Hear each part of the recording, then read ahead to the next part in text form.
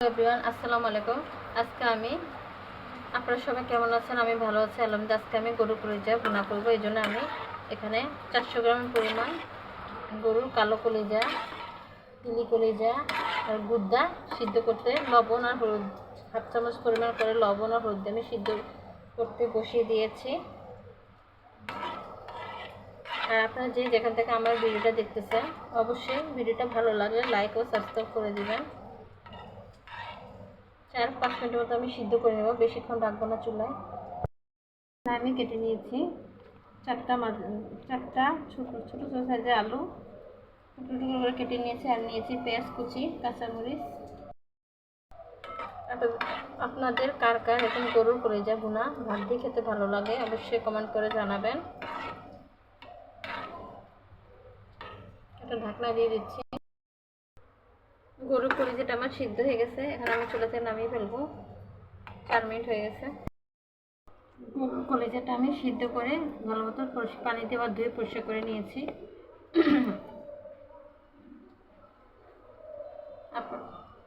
ছোট বাচ্চারা এরকম কলিজা খেতে পছন্দ করে, ভুনা করে দিলে ভাত দিয়ে খায়।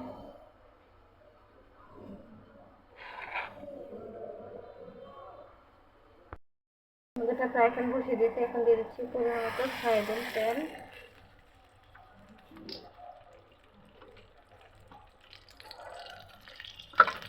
এখন দিয়ে দিচ্ছি পেঁয়াজ কুচি।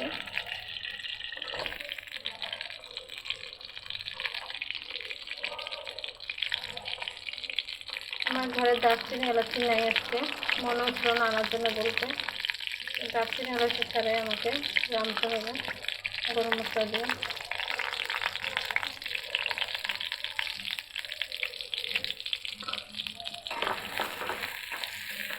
পেঁয়াজটাকে ভালো করে ভেজে নেব।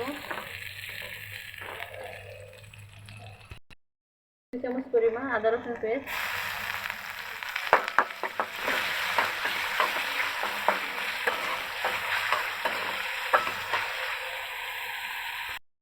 1 চামচ হলুদ গুঁড়া,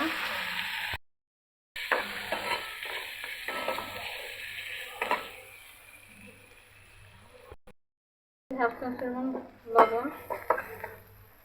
এখন দিয়ে দেবো আলুর টুকরোগুলি।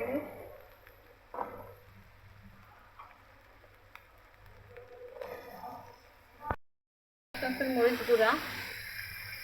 এখন আমি ভালো মতো আলুটা পেস্টটা ভালো করে ভেজে নেব। গরুর কলিজা ভুনাতে আমি দিয়ে দিচ্ছি জিরা ও গরম মশলা গুঁড়া। আলু, পেঁয়াজ ও মশলাটা আমি ভালো মতো ভেজে নিচ্ছি।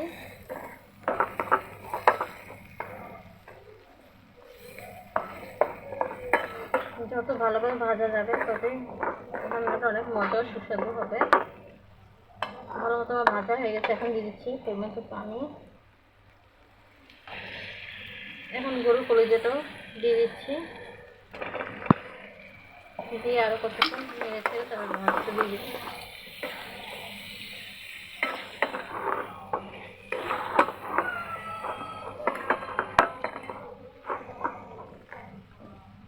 এখন পানি দিয়ে দেব পরিমাণ মতো।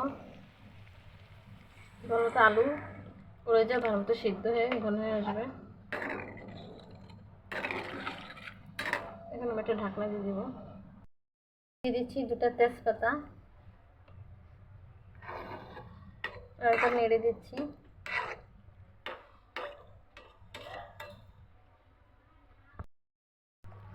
গরুর কলিজা ভুনাটা আমি নেড়ে দিচ্ছি।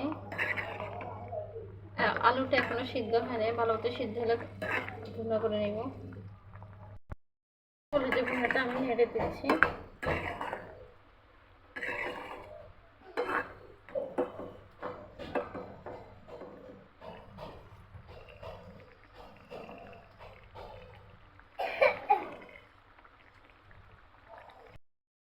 এটা আমার রান্না হয়ে গেছে। আমি পুরোপুরি একদম শুকিয়ে ফেলবো না, একটু মাখা মাখা রাখবো, যাতে ঝোল ছাড়া বাচ্চারা খেতে চায় না।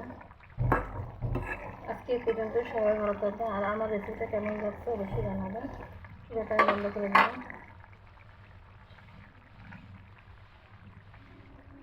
আল্লাহ হাফিজ।